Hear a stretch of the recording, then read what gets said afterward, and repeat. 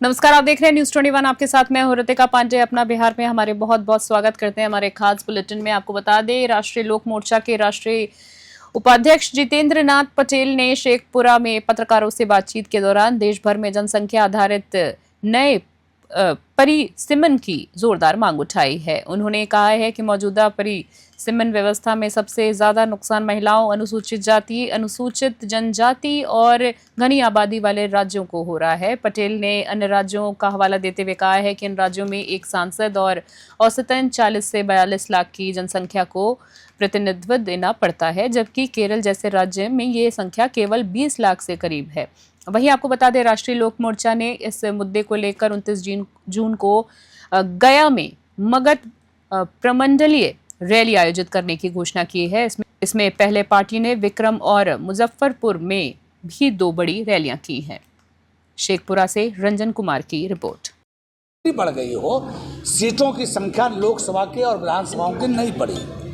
आज हालत ये हो गया 50 साल बाद कि दक्षिण के राज्यों के एमएलए आमतौर पर औसतन 20 लाख पर चुने जाते हैं एक सांसद, और बिहार जैसे राज्य में 35-40 लाख, और कुछ जिले तो ऐसे मिले क्षेत्र जहां 49 लाख पर भी एक एमपी हो रहा है। तो ये जो संविधान में कहा गया है, एक व्यक्ति एक वोट एक मूल्य, समानता की बात कही गई, तब हो गया। आज ये हुआ कि केरल और तमिलनाडु के 1 वोट के बराबर हमारे राज्य का 2 वोट हो गया।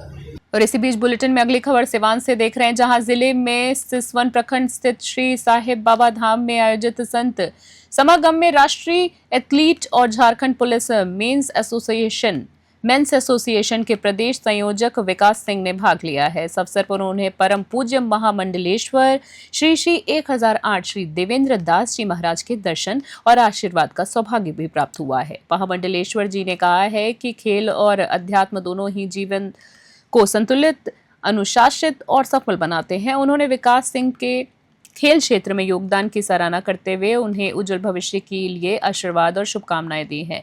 संत समागम में सैकड़ों श्रद्धालु और संत महात्मा उपस्थित थे, जिन्होंने जहां बाबा धाम में दर्शन पूजन किया, वहीं विकास सिंह से भी संवाद कर उनके अनुभवों को जाना। सिवान से गगन पांडे की रिपोर्ट।